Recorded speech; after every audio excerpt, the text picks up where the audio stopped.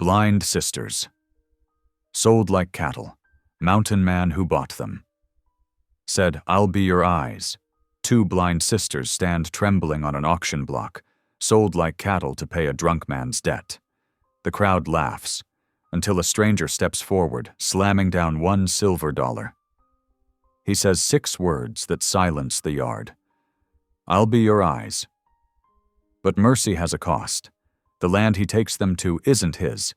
It belongs to people pushed off their home by lies and greed. And buried in those lies is a secret that could burn every cabin from Rawlins to the Rockies. When soldiers come knocking and the sisters vanish into the storm, one man must decide. Will he fight the darkness inside him, or let the world go blind again? The mountains will echo with justice before this is done. How far will a man go to keep his promise when the price of sight is his own salvation? Drop a comment below and share which part of the world you're tuning in from today. If you enjoy stories like this, don't forget to subscribe for more.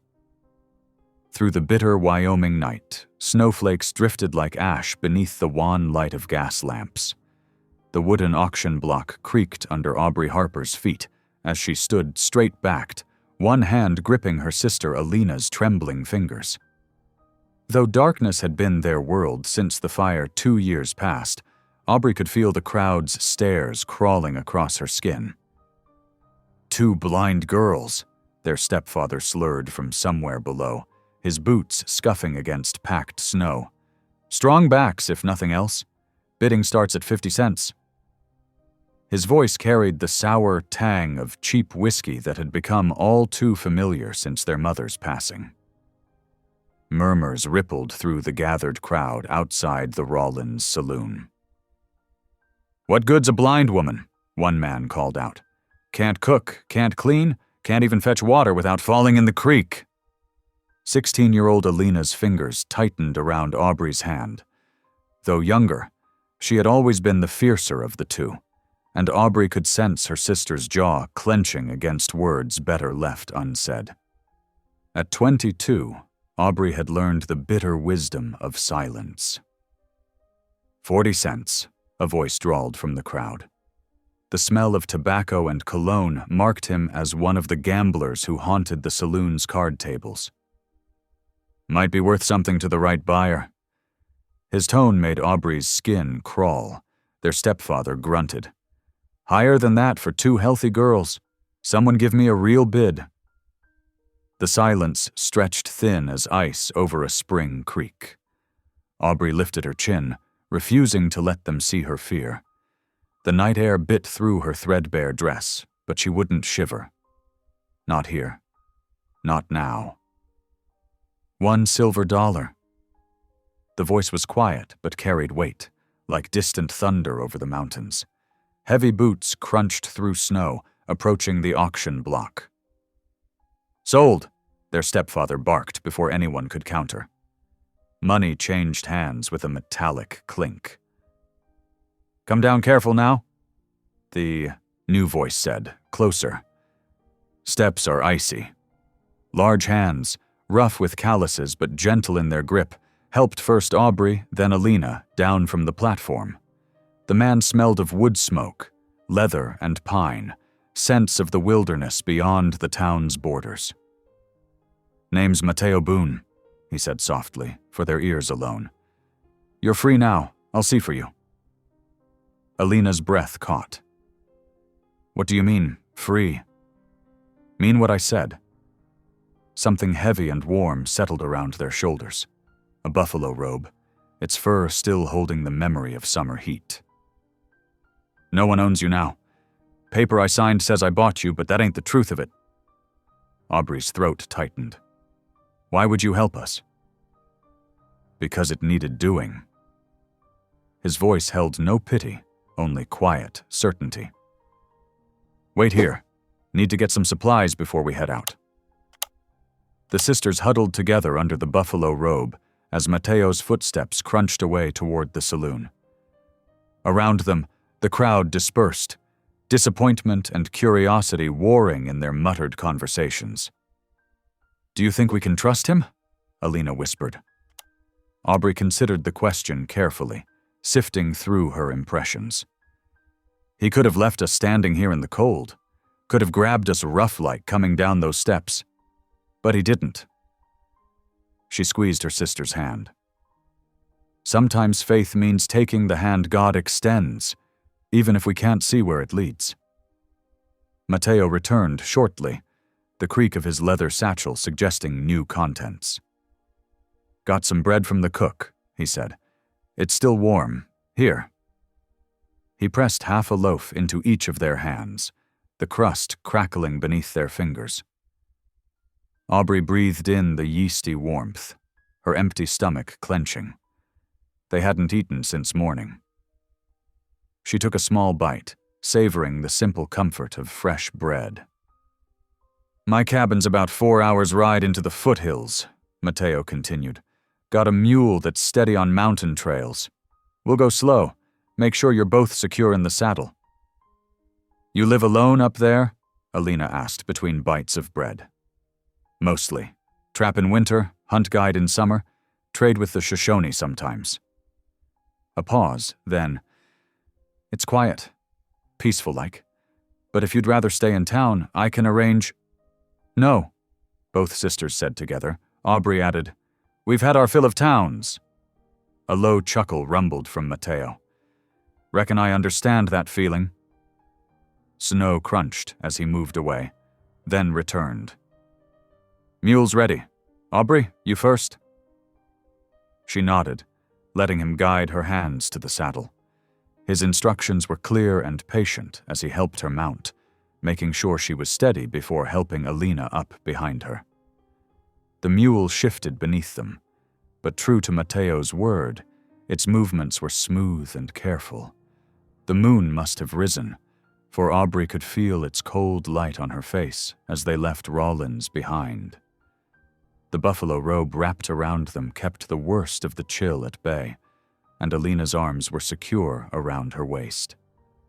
Ahead, Matteo's boots made a steady rhythm in the snow as he led the mule. The night opened around them, vast and wild.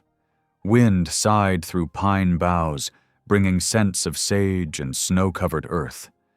An owl called from somewhere to their right, its voice carrying clear in the winter air. Gradually, the tension began to ease from Aubrey's shoulders. There's a red-gold moon tonight, Matteo said after they'd been traveling for perhaps an hour. Hanging just above the mountain peaks. Reminds me of a copper penny, all bright and new. Alina stirred behind Aubrey. You don't have to describe things for us. We're used to the dark. Reckon I know that? His voice held no offense. But seems to me there's different kinds of seeing. My eyes might work fine, but there's plenty they miss. Like how you both knew right off that bread was fresh baked, just from the smell. Or how you can tell where you are by the sound of the wind in different trees. Aubrey found herself smiling slightly. You're very observant, Mr. Boone. Matteo, he corrected gently. And I have to be. Man doesn't last long in these mountains if he ain't paying attention. They traveled on through the night, Matteo occasionally pointing out sounds or scents, a coyote's yip echoing off distant cliffs, the sharp tang of juniper berries crushed under the mule's hooves, the change in the air as they began to climb into the foothills. His words painted pictures in Aubrey's mind, not of how things looked, but of how they felt and moved and lived. The sisters took turns dozing against each other as the hours passed, always with one alert to keep their balance. Matteo's steady presence never wavered, his boots breaking trail through the snow ahead of them. Finally, the ground leveled out, and the wind carried new scents: wood smoke, leather, dried herbs. Home, Matteo said simply. The mule's hooves clattered on wooden planks, a porch or platform of some kind. Let me help you down. Watch your step, there's ice here. One by one, he assisted them from the saddle. Aubrey's legs trembled from the long ride, but Matteo's hand on her elbow kept her steady. A door creaked open, and warmth spilled out around them. "Wait here a moment," he said, boots thumping across the floor. There was the scratch of a match, then the soft glow of lamplight pressed against Aubrey's unseeing eyes. "There's a bench just behind you, 3 steps back. I'll get the fire built up proper." Aubrey found the bench with careful steps, guiding Alina to sit beside her. The cabin smelled of pine wood and leather, with hints of dried meat and herbs hanging from the rafters. A fire crackled to life under Mateo's attention, its heat gradually filling the space. "It's not much," he said, something almost like embarrassment in his voice. "But it's solid built and dry. Got a small room off the back you two can use. Been storage mostly, but I'll clear it out proper tomorrow." "You've already done more than enough," Aubrey said softly. "We can never repay, ain't looking to be repaid." The firmness in his voice stopped her. "What was done to you two wasn't right. Simple as that." A pause, then more gently. "Rest now. Morning's soon enough to figure out what comes next."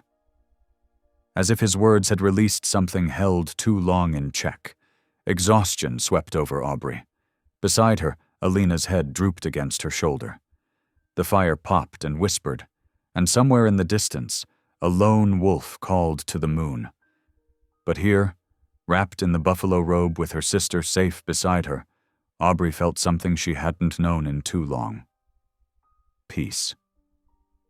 Mateo's boots crossed the floor again, and a blanket settled over their shoulders atop the robe. "Sleep well," he murmured. "You're safe now. I'll see for you." As Aubrey drifted toward sleep, she heard him moving quietly around the cabin, banking the fire, checking latches. A guardian's movements, protecting what was in his care. Her last conscious thought was a prayer of gratitude, not for sight restored, but for something perhaps more precious. Hope, appearing like the red-gold moon Mateo had described, rising over snow-covered peaks to light the darkness. Dawn crept over the mountains like spilled honey, pale gold light seeping through the cabin's small windows. Mateo had been up for an hour already, stoking the banked coals back to life and setting coffee to boil in a battered tin pot. The sisters still slept on the bench where they'd dozed off, huddled together under his buffalo robe and blanket. He moved quietly, years of tracking having taught him to step light. The floorboards barely whispered under his boots as he crossed to the storage room. It wasn't much, just a narrow space with rough-hewn shelves along one wall and crates stacked in the corners. But it would serve for a bedroom once he cleared it out proper. The soft rustle of fabric told him one of the sisters was stirring. He turned to find Aubrey sitting up straight, her face turned toward the sound of his movement with uncanny accuracy. "Morning," he said softly, mindful of Alina still sleeping. "Coffee's almost ready." "I smell it," Aubrey replied, her voice rough with sleep but clear. "And wood smoke. Pine, I think?" Mateo nodded, then caught himself. "That's right. Lodge pine mostly, burns hot and sweet." He poured coffee into 2 tin cups, the liquid black as night and nearly as strong. "Here. Careful now, it's hot." He guided her hands to the cup, noting how her fingers explored its shape before taking hold. She breathed in the steam, a small smile touching her lips. "It's been a long while since we had real coffee," she said. "Mostly chicory back in town." "Ain't much for substitutes up here," Mateo said. "Got to have the real thing to keep warm through winter."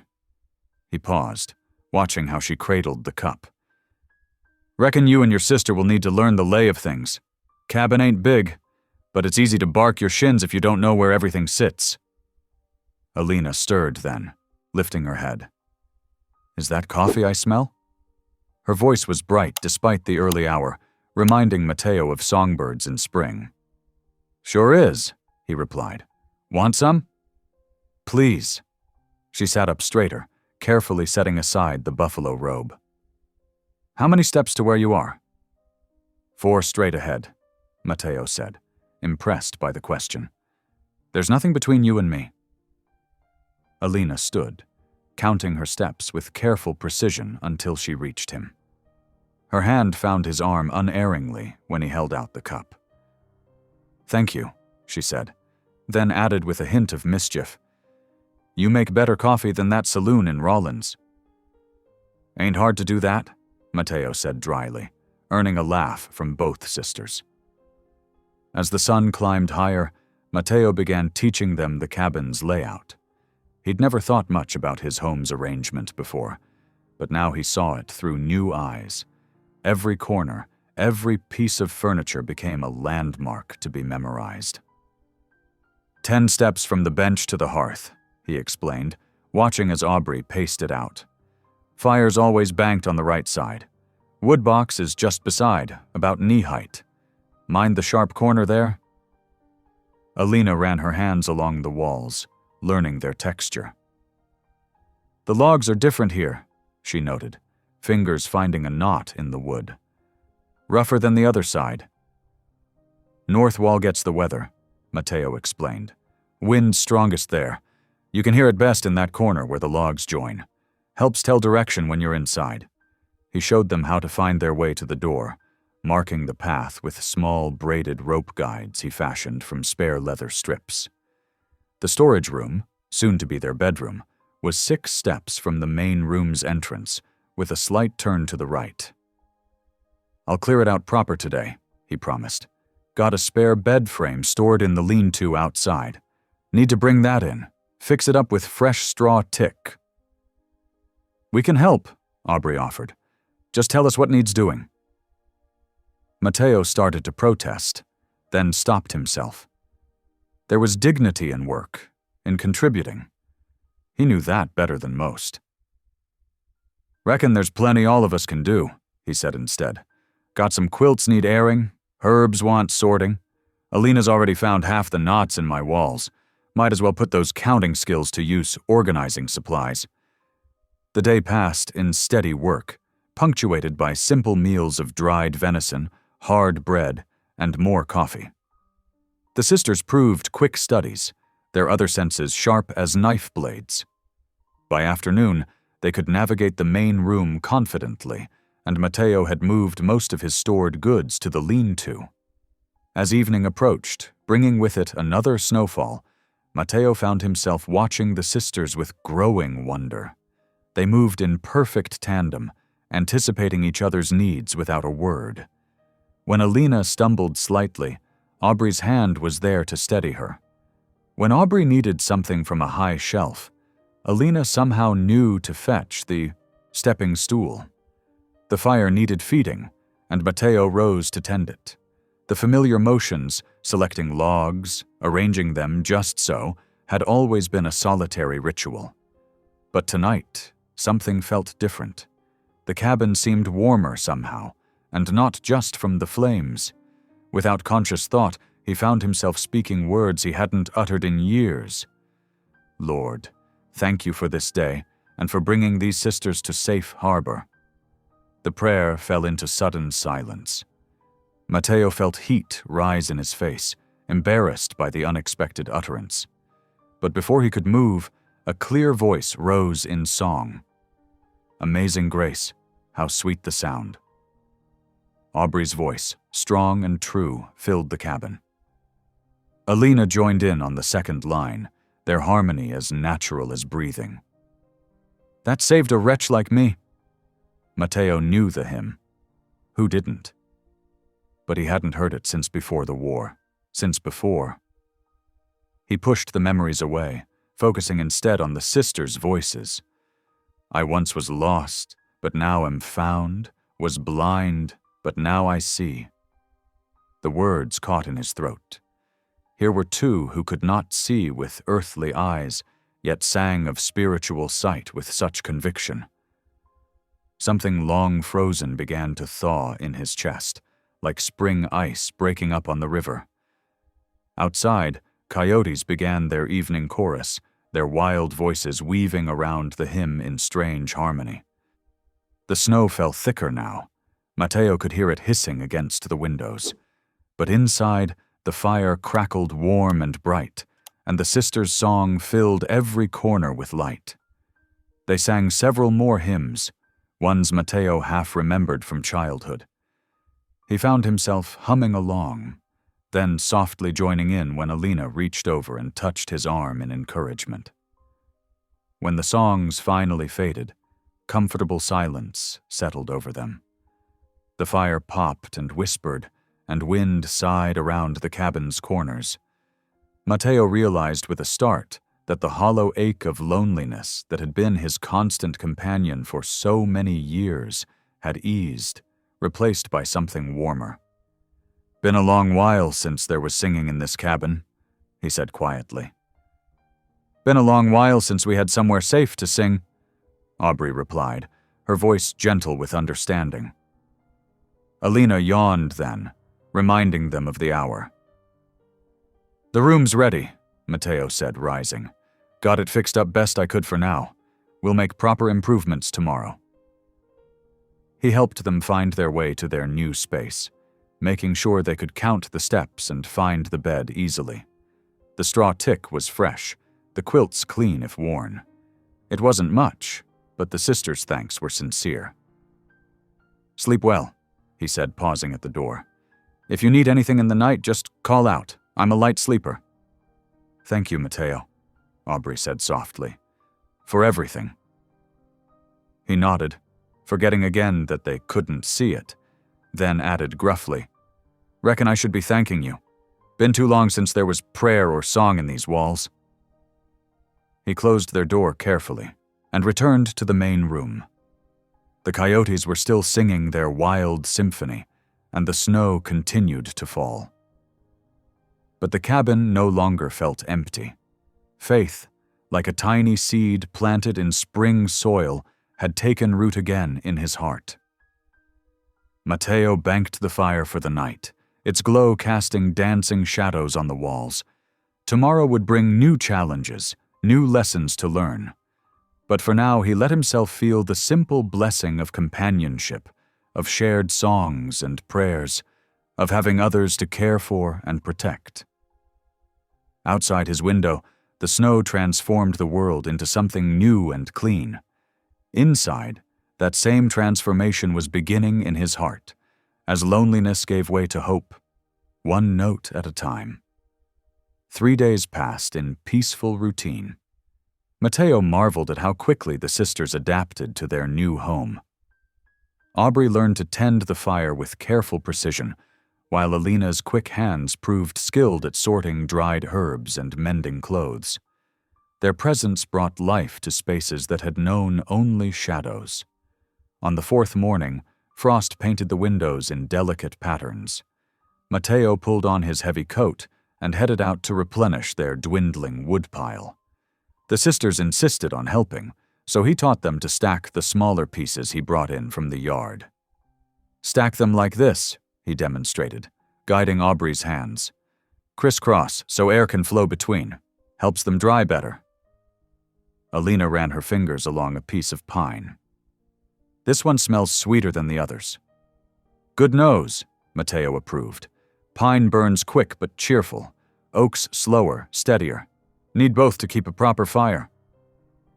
The morning passed in steady work. Matteo had just dropped another armload of split logs when he heard it, the distant thunder of hoofbeats. His spine stiffened. Nobody rode these hills without purpose. "Inside," he said quietly, but firmly. "Both of you. Now." The sisters sensed his tension and moved quickly, counting steps to the door. Matteo watched until they were safely inside, then turned to face the approaching riders. 3 horsemen emerged from the tree line. Their blue uniforms marked them as United States cavalry, and Matteo recognized the sergeant leading them. Doran. The man had a reputation for being thorough in his duties, whether welcome or not. "Boone," Sergeant Doran called out, reining his horse to a stop. Snow flew from the animal's hooves. "Been a while." "Sergeant." Matteo kept his voice neutral. What brings the cavalry this far up? Doran dismounted, his boots crunching in the fresh snow. The other two troopers remained mounted, alert and watchful. Boundary dispute, he said. Ute leadership's claiming this whole area falls within their reservation lines. Government surveyors say different. He paused, studying Mateo's face. Heard you might have some new arrivals up here. Mateo's jaw tightened. News traveled fast, even in the wilderness. Doing no harm to anyone? Maybe. Doran's gloved hand rested casually on his pistol belt. But harboring runaways is still a serious matter. Could be seen as interfering with proper authority. Before Mateo could respond, the cabin door opened. Aubrey stepped out, her back straight, head held high. Despite her blindness, she moved with deliberate grace. We are not runaways, Sergeant, she said clearly. I am Aubrey Harper, and my sister is Alina Harper. We were legally purchased from our stepfather's custody at public auction in Rawlins. Mr. Boone has shown us only Christian charity. Doran blinked, clearly taken aback by her composed manner. He looked from Aubrey to Mateo, then back again. Harper, you say? Yes, sir. Our father was James Harper. Something flickered in Doran's eyes. He glanced at his men, then back to Mateo. Interesting company you're keeping, Boone. Very interesting indeed. He swung back into his saddle. We'll be watching this situation. Might want to consider if these hills are worth the trouble they could bring. The cavalry troops wheeled their horses around, but Doran paused for one final warning. Times are changing, Boone. Man ought to know which side of the line he's standing on. They rode away, leaving only hoofprints in the snow and a heavy tension in the air. Mateo waited until they were well out of sight before turning to Aubrey. You shouldn't have come out, he said, but there was no real anger in his voice. I won't hide from the truth, she replied steadily. Whatever it may be. Alina appeared in the doorway. What did he mean about our father's name? Mateo sighed deeply. Come inside. There's things you need to know. They gathered around the fire, its warmth doing little to dispel the chill that had settled over them. Mateo paced, his footsteps heavy on the wooden floor. The sisters waited patiently, though he could sense their growing unease. Finally, he stopped. Your father's name, he began slowly, was once on government maps, back before the war, before the treaties were redrawn. What kind of maps? Aubrey asked quietly. Land grant maps? Settlement claims? Mateo's voice grew rough. There was a dispute. Some said the land was stolen from the Ute people, papers forged to make it look legal. Your father's name was tied to it somehow. Alina leaned forward. But our father was an honest man. He wouldn't steal from anyone. Maybe so, Mateo agreed. But names can be used by others, especially in land dealings. Lot of paper passed hands in those days. Not all of it clean. Is that why they burned our home? Aubrey's question cut through the air like a knife. We never knew why. Just woke to flames and smoke one night. Father got us out, but... Her voice faltered. But he went back in for Mother, Alina finished softly. Neither of them came out. Mateo's heart ached at the pain in their voices. I don't know all the truth of it, he admitted, but that fire wasn't no accident by my reckoning. Too many people had interest in those land claims. Your father's death meant papers couldn't be questioned, testimony never heard. Silence fell, broken only by the crackling of the fire. Outside, wind moaned through the pines, a lonely sound that seemed to echo the weight of revealed secrets. We want to know the truth, Aubrey said finally. All of it, whatever it might be. Alina nodded firmly. Father deserves that much. His name deserves to be cleared. Mateo studied them both. Blind they might be, but their spirits were stronger than steel. Finding that truth won't be easy, he warned. A lot of powerful folks might prefer it stay buried. We're not afraid, Alina declared, though her hand sought her sister's for reassurance. No, Matteo said softly. I reckon you're not. He moved to add another log to the fire, buying time to order his thoughts. But we'll need to be careful, smart. Sergeant Doran's warning wasn't idle talk. Will you help us? Aubrey asked. The question hung in the air, heavy with trust and hope. Matteo looked at them, two blind sisters who had already endured more than most could bear, yet still sought justice rather than vengeance. His answer came from a place deeper than thought. Reckon I'm already involved, he said. Been involved since I laid that silver dollar down in Rollins. He squared his shoulders. Whatever truth there is to find, we'll find it together. Relief softened Aubrey's features, while Alina's quick smile flashed like sunlight on snow. Outside, clouds gathered over the mountains, promising more snow. Inside, 3 people bound by fate and choice prepared to uncover a truth long buried in frontier soil. For now, though, there was wood to stack, dinner to prepare, and the daily rhythms of survival to maintain. They worked together through the afternoon, each lost in their own thoughts but drawing strength from their shared purpose. As evening approached, Matteo watched the sisters moving confidently through the cabin's familiar space. Whatever came next would test them all, but looking at their quiet determination, he felt something he hadn't experienced in years: hope. The fire crackled steadily, casting warm light through the cabin. Tomorrow would bring its own challenges, but for now, they had work to do, and a purpose to guide them. Sometimes, Matteo reflected, that was all anyone could ask for, a clear path forward, even if the destination remained uncertain. Dawn painted the eastern sky in pale gold as Matteo led his sturdy mule from the lean-to shelter. Frost crunched beneath his boots, and his breath clouded in the bitter morning air. He'd borrowed a gentle mare from his nearest neighbor, old Jim Hawkins, specifically for Aubrey to ride. The horse's calm temperament would serve well for a blind rider. Inside the cabin, Alina moved with purpose, her quick hands packing dried venison, hard biscuits, and 2 thick quilts into saddlebags. She'd learned the cabin's layout so well that she rarely bumped into anything, anymore.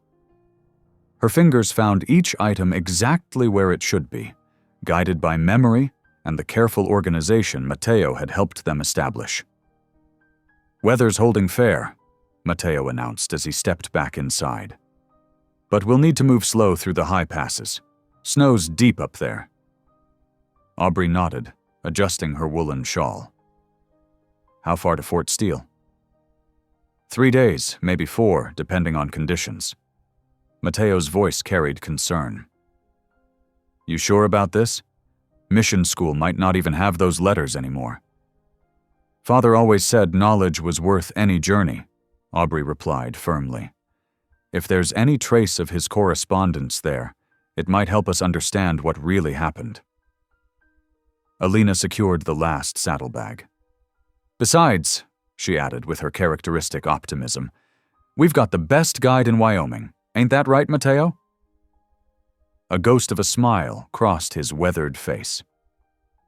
Reckon we'll see about that. They set out just as sunlight began spilling over the mountain peaks. Matteo led the way on foot, guiding his mule that carried their supplies. Aubrey sat straight-backed on the borrowed mare, one hand resting lightly on the saddle horn. Alina rode behind her sister, arms wrapped securely around Aubrey's waist. The trail wound through snow-laden pines, their branches hanging heavy and white. Matteo maintained a steady pace, watching for ice beneath the snow and testing each step before the horses followed. The sisters listened intently to the sounds around them, the crunch of hooves, the whisper of wind through needles, the occasional crack of a snow-laden branch. River's to our left, Matteo explained as they descended towards the valley. Sound carries clear in winter air. Listen for the way it changes pitch over rocks and shallow spots. That song'll lead you home if you ever need it." Both sisters tilted their heads, concentrating. "I hear it," Alina said after a moment. Like music playing far away." "That's right," Matteo confirmed. "River's voice changes with the seasons, but it never stops talking. Learn its language, and you'll always find your way." They made steady progress through the morning, stopping briefly at midday to rest the horses and share a simple meal of dried meat and hard biscuits. The winter sun offered little warmth, but they huddled close, sharing body heat and quiet conversation. As afternoon shadows lengthened, Matteo found a sheltered hollow beneath towering pines. The ground there was relatively clear of snow, protected by the thick branches above. He helped the sisters dismount and set about making camp with practiced efficiency. That evening, as they sat around a small, carefully built fire, Alina asked about the stars. "What did they look like tonight, Matteo?" He leaned back, studying the clear sky visible through breaks in the pine boughs. "Orion's there, bright as you please. 3 stars make his belt, straight as an arrow. Above that, red Betelgeuse marks his shoulder." "What color are most stars?" Alina wondered, her face turned upward. "Most shine silver-white," Matteo explained patiently. "But some, like Betelgeuse, burn red. Others have a bluish tinge. They're like diamonds scattered on black velvet, each one different if you look close enough." Aubrey listened quietly, a peaceful expression on her face. The firelight cast warm shadows across their small group, and for a moment, Matteo felt a profound sense of rightness. These 2 brave women had brought something back to his life he hadn't even realized was missing. Purpose, perhaps, or simply the comfort of human connection. The next 2 days followed a similar pattern. They rose with the sun, traveled carefully through the winter landscape, and made camp each evening beneath the stars. Matteo continued his lessons, teaching them to read the wind's direction by feel, to gauge distance by sound, to understand the rhythm of the land even without sight. The sisters proved to be quick studies. They asked intelligent questions and remembered everything he told them. More than that, they brought their own insights, ways of perceiving the world that Matteo had never considered before. "Listen," Alina said on the second evening, holding up a hand. "The trees sound different here. More spread out, I think. Are we near a clearing?" Matteo nodded, impressed. "That's right. Valley opens up ahead of us. You can hear how the wind moves different through scattered trees." On the 3rd day, as afternoon waned, they came upon an abandoned way station. The small log structure stood silent in the gathering dusk, its windows dark, but its walls still solid. Matteo checked it thoroughly before leading the sisters inside. "Used to be a relay station for mail riders," he explained, clearing dust from a rough-hewn table. "Been empty a few years now, but it's sound enough for shelter." The single room was spare, but offered welcome protection from the wind that had begun to rise outside. They found dry firewood stacked in one corner, and Matteo soon had a small blaze going in the stone fireplace. Alina explored the space carefully, running her hands along the walls. "Someone carved their name here," she announced, fingers finding deep marks in one log. "Can you read it, Matteo?" He moved closer, squinting in the firelight. "Says Thomas Burke, 1868. Probably a mail rider who spent a night here, same as us." "I wonder what his story was," Aubrey mused softly. "What brought him through these mountains?" "Everybody's got a story out here," Matteo replied, spreading their blankets near the fire. "Mountains collect them like they collect snow." That night, as wind moaned around the cabin's corners, they shared stories of their own. The sisters spoke of their father, his gentle manner, his love of books, his dream of building a life in the West. Matteo listened, offering quiet questions that helped them remember details they thought lost to time. "He used to sing to us," Alina recalled, smiling at the memory. "Old hymns, mostly. Said music was God's way of helping us see beauty even in dark times." "Reckon he was right about that," Matteo said softly. Aubrey reached out, finding Matteo's rough hand with her own. "Thank you," she said simply, "for helping us seek the truth, for teaching us to find our way." Matteo's throat tightened with emotion he couldn't quite name. "You're teaching me too," he managed, "seeing things new through your understanding." They fell silent then, listening to the fire's gentle crackling and the wind's winter song. Tomorrow would bring them closer to Fort Steele, and whatever answers they might find there. But here, in this moment, they were simply three souls sharing warmth and trust in the vast Wyoming night. The way station's sturdy walls held them safe as they drifted to sleep, each drawing comfort from the other's presence. Outside, snow began to fall again, soft and steady, while inside, the fire burned low but steady, like the hope that had brought them this far together. The morning sun cast long shadows across fresh fallen snow as Matteo led their small party toward Fort Steele. After 6 grueling days of winter travel, the mission's weathered cross finally rose before them, stark against the pale Wyoming sky. The simple wooden structure stood apart from the fort's military buildings, its modest bell tower reaching heavenward like a finger pointing to God. Alina lifted her face toward the sound of the creaking sign. "I smell wood smoke," she said. "And something else. Incense, maybe?" "Missions kept burning sage and sweet grass since I can remember," Matteo explained, helping Aubrey down from her horse. "Reverend believes in welcoming all folk to worship, settlers and natives alike." The mission door opened with a gentle groan, and Reverend Abel Hargreaves stepped out onto the worn wooden steps. Time had carved deep lines around his kind eyes, and his black coat hung loose on his thin frame. But there was warmth in his tired smile as he raised a hand in greeting. "Welcome, travelers," he called out. "Come in from the cold." Aubrey's head turned sharply at the sound of his voice. "Reverend Abel?" she asked, wonder in her tone. "Is it truly you?" The old preacher's eyes widened in recognition. "Aubrey Harper?" He descended the steps carefully. "Child, I haven't heard your voice since you were knee-high to a grasshopper. And this must be little Alina?"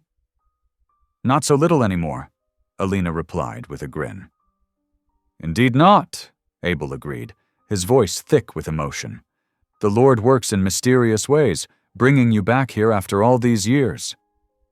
He turned to Matteo. "And you, brother? I don't believe we've met." "Matteo Boone," he replied simply. "Been living up in the Wind River foothills these past years." Abel nodded. "Come inside, all of you. Martha left a pot of coffee on the stove before heading to tend the sick, and these winter days fair demand something warm in the belly." The mission's interior was humble, but welcoming. A pot-bellied stove radiated heat, and simple wooden pews faced a plain altar. The walls, adorned only with a cross and a few scripture verses, held the lingering scent of sage and prayer. Abel busied himself with tin cups and coffee, while the sisters settled on a front pew, their shoulders touching for comfort. Matteo remained standing, his tall frame casting a long shadow in the late morning light that filtered through the windows. "Reverend," he began, once they all had warm cups in hand, "we've come seeking truth about James Harper's land claim." The old preacher's hands trembled slightly as he set down his coffee. "Ah," he said softly, "I wondered if that day would come." He sighed heavily, shoulders bowing under an invisible weight. "You deserve to know everything I know, though it brings me shame to speak of it." "What do you mean?" Aubrey asked, leaning forward. Abel's voice grew heavy with regret. Your father was a good man, children. He came out here with dreams of building something lasting, something honest. The land he claimed was rightfully his, properly surveyed and recorded. He paused, swallowing hard. I had copies of those surveys once, kept safe in the mission records. Had? Mateo prompted quietly. Railroad men came in the night, Abel continued, his voice dropping to nearly a whisper. 3 years back. They'd already done what they did to your home. Wanted every scrap of evidence gone. His hands clenched in his lap. They gave me a choice. Burn the papers myself or watch them burn the mission with my congregation inside. Alina reached out, finding the Reverend's trembling hands with her own. You did what you had to do to protect people. Perhaps, Abel replied, his voice rough with emotion. But I've carried that cowardice like a stone in my heart ever since. Your father deserved better from me. What exactly were they trying to hide? Mateo asked, his quiet voice cutting through the heavy silence that followed. The original surveys, Abel explained. They showed the land was legally claimed, properly registered. The railroad wanted that route, and they didn't care who they had to destroy to get it. He drew a shaky breath. They forged new papers, claimed James Harper was a squatter, had no right to the land. But the truth... He stopped, eyes distant with memory. The truth might still exist, Aubrey said suddenly. Reverend Abel, our father was methodical. He would have kept copies of everything. At the homestead, Alina added, excitement coloring her voice. In his study. The house burned, Abel reminded them gently. But not all of it, Aubrey insisted. The root cellar was stone, and Father's strongbox. She turned her face toward Mateo. We have to go back. Will you help us? Mateo was quiet for a long moment, considering. The sisters' old homestead lay 2 days' ride to the north, in country he knew well. Too well. He'd seen that, land before, though the sisters didn't know it yet. Seen it through gun smoke and flame, back when he wore cavalry blue. We'll rest here tonight, he said finally. Set out at first light tomorrow, if the Reverend can spare some supplies. Everything I have is yours, Abel said quickly. It's the least I can do to make amends. He stood, joints creaking. There are beds in the back room where the circuit riders stay. Martha keeps them ready for travelers. I'll show you.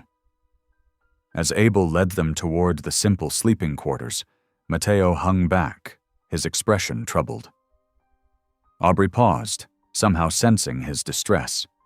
She reached out, and he took her hand automatically, surprised as always by the strength in her delicate fingers. Whatever we find there, she said softly, we'll face it together. Mateo squeezed her hand gently, wishing he could share her faith in what lay ahead. But the weight of his own secrets pressed heavy on his heart, and he wondered how much longer he could carry them. That evening, they gathered around the mission's table, sharing a simple meal of beans and cornbread. Abel offered a heartfelt blessing, his voice stronger now than it had been earlier. The sisters spoke of their childhood memories of the mission, Sunday services, holiday celebrations, their father's proud smile as they sang in the children's choir. He loved this place, Aubrey remembered. Said it was more than just a church. It was a reminder that God's family included everyone, no matter where they came from. Your father understood something many folks out here never learn, Abel said.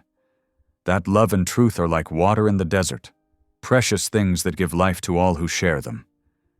He looked at each of them in turn. You carry that same spirit in you, both of you.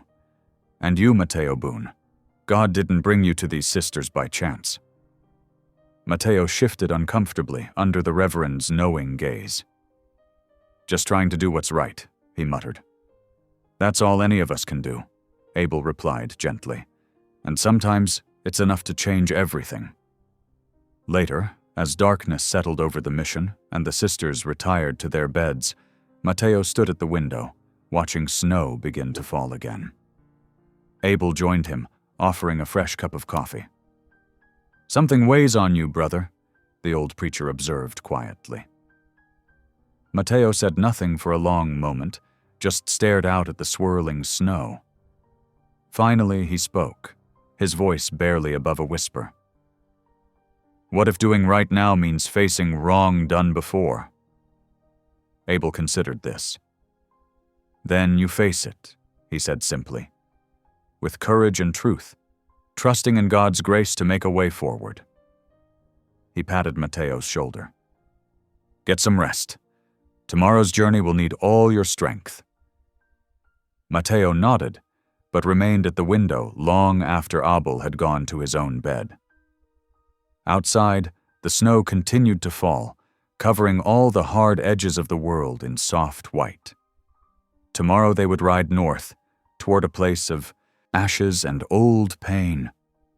But tonight, in this peaceful mission, he allowed himself to hope that maybe, just maybe, redemption waited there as well. The mission's bell tolled the midnight hour, its clear tone carrying across the sleeping fort. In their borrowed beds, the sisters dreamed of home and justice, and Matteo, finally seeking his own rest, prayed for the first time in years for the courage to face whatever truth tomorrow might bring. The storm descended with frightening speed. One moment, weak sunlight filtered through the mission windows. The next, a howling white wall obliterated the world beyond the glass. Matteo stood at the window, watching the transformation with a mountain man's practiced eye.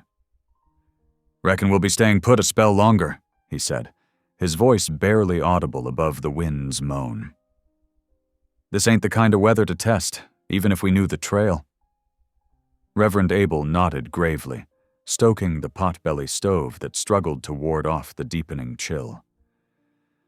"The Lord provides shelter when we need it most," he said, though his voice carried an edge of disquiet that made Aubrey tilt her head, listening intently.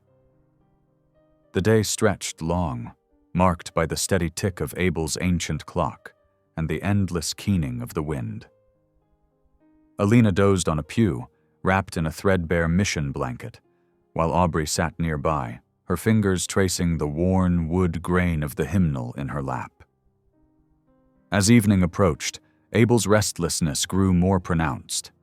He paced the creaking floorboards, started sentences only to let them fade unfinished, and finally sank heavily onto the pew across from Matteo. "There's something else you need to know," the preacher said, his voice thick with shame. "About the railroad men. About Victor Hale." Matteo leaned forward, elbows on his knees. "The land agent?" "The very same." Abel's hands twisted together in his lap. "He didn't just make me burn those surveys. He forced me to sign papers, false affidavits, claiming I'd witnessed James Harper selling his claim rights." The old man's voice cracked. "I knew it was a lie. Known James Harper since he first came west. He'd have died before selling that land." "Which is exactly what happened," Aubrey said softly, her unseeing eyes somehow finding Abel's face. "Yes," Abel whispered. "God forgive me, yes. Hale brought his men here one night, said they'd burn the mission, with all my congregation's children inside for the evening service. I couldn't." His words dissolved into quiet sobs. Aubrey rose, moving with careful grace until she found Abel's shoulder. Her touch was gentle, full of grace. "You were protecting innocent lives," she said. "That's not something that needs forgiveness." "But your father would have understood," she finished firmly. "The Lord asks us to protect his children. That's what you did." Matteo watched this exchange in silence, his own memories rising like smoke. He saw again a cabin much like Harper's, saw flames reflecting off, his cavalry uniform buttons as he followed orders he knew were wrong. The screams still haunted his dreams some nights. Abel drew a shuddering breath. Your kindness humbles me, child, but I've carried this burden too long to let it go easily. That's the funny thing about burdens, Aubrey said, smiling slightly. Sometimes we hold on to them long after the Lord has already lifted them from our shoulders.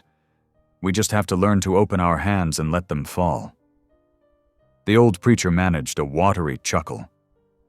You sound just like your father. He had that same way of cutting straight to truth. A particularly fierce gust rattled the windows, making them all jump. Alina stirred on her pew, mumbling something about dinner. Speaking of truth, Abel said, rising suddenly. There's something I've been keeping, something that survived that night. He disappeared into his small office, returning moments later with a package wrapped in oilcloth. What's that? Matteo asked, noting how carefully the preacher handled it. Abel unwrapped the cloth slowly, revealing a Bible. Its leather cover was scorched, its pages warped and water-stained. This was your father's, he said softly. I found it in the mission yard the morning after everything. Must have blown here in the wind. Aubrey's hands trembled as she reached for it. Abel placed it gently in her lap, and she ran her fingers over the damaged cover. It still smells like smoke, she whispered. I couldn't bring myself to read it, Abel admitted. Felt too much like prying into a dead man's private thoughts, but maybe there's something in there you need to find. Matteo watched Aubrey cradle the Bible, saw tears tracking silently down her cheeks. Even Alina had woken fully now, pressed against her sister's side as they both touched the burnt leather. Thank you, Aubrey managed finally, for keeping this safe, for telling us the truth about that night. Abel shook his head. Don't thank me yet. Hale's still out there, still powerful, and if he learns you're looking into the past... We'll cross that bridge when we come to it, Matteo said firmly. For now, we need to focus on waiting out this storm and getting to the Harper homestead. The wind howled agreement, rattling the mission's bones. They spent the evening huddled near the stove, sharing what provisions they had. Abel told stories about James Harper's early days in the territory, painting a picture of a man devoted to family, faith, and doing what was right, no matter the cost. He used to say that land wasn't just dirt and rocks, Abel remembered, warming his hands on a tin cup of coffee. It was a promise from God, a place to build something lasting. He wanted to leave that legacy for his girls. Aubrey held the Bible in her lap, occasionally running her fingers over its warped pages. We'll find a way to honor that legacy, she said quietly. Won't we, Matteo? He looked at her, marveling as always at the strength behind her sightless eyes. Yes, he said, and was surprised to find he meant it with his whole heart. We will. The storm raged through the night, its fury gradually spending itself against the mountains. By dawn, the wind had dropped to occasional gusts, though the snow still fell steadily. They gathered in the mission's small kitchen, where Abel insisted on fixing a proper breakfast before their departure. As he worked at the stove, Matteo studied their supplies, calculating what they'd need for the ride north. Storm's left at least 2 feet of fresh snow, he said, more to himself than the others. Going to make for slow traveling. But we are going? Alina asked, worry clear in her young voice. Matteo nodded, then remembered she couldn't see it. Yes, soon as we finish breakfast. The weather might turn again, and we need to make what distance we can while it holds. Abel set plates of cornmeal mush before them, seasoned with the last of his dried apples. I've wrapped some bread and jerky for your saddlebags, he said. Wish I had more to send with you. You've given us more than enough, Aubrey assured him, carefully spooning her breakfast. The truth, and Father's Bible, those are worth more than any provisions. They ate quickly, aware of the precious daylight slipping past. As they prepared to leave, Abel pressed a small packet of coffee into Mateo's hands. "For the cold nights ahead," he said. Then, more quietly, "Watch over them, brother. There's more at stake here than just land."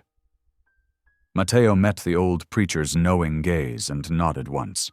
He helped the sisters mount, making sure they were secure in their saddles before swinging up onto his own horse. "God go with you," Abel called from the mission steps, his voice carrying clear in the snow-muffled morning. They set out slowly, breaking trail through the fresh snow. The Bible rode safely wrapped in Aubrey's saddlebag, its presence somehow both a comfort and a challenge. None of them could know yet what secrets its damaged pages might hold, but they all felt the weight of its importance. The mission bell tolled once, clear and bright, as if sending a blessing after them into the white wilderness. Ahead lay 2 days of hard riding, and beyond that, the ruins of a home where truth and tragedy waited in equal measure. But for now, they focused on the immediate challenge, keeping to the trail, staying warm, and trusting that God's purpose would reveal itself in His own time. The late afternoon sun cast long shadows across the snow-covered ruins of the Harper homestead. After 2 days of hard riding through drifts and crossing half-frozen streams, they had finally reached their destination. Mateo pulled his horse to a halt, studying the scene before them with a tracker's careful eye. The charred remains of the cabin rose like a dark wound against the white landscape. Its blackened timbers jutted skyward like broken fingers, while the stone chimney stood defiant against time and flame. Snow had drifted against the ruins, softening their harsh edges, but couldn't hide the violence that had occurred here. "We're here," Mateo said softly, his voice gentle. "The Harper place." Aubrey sat straight in her saddle, her face turned toward the ruins as if she could see them. "The air feels different here," she said, "heavier somehow."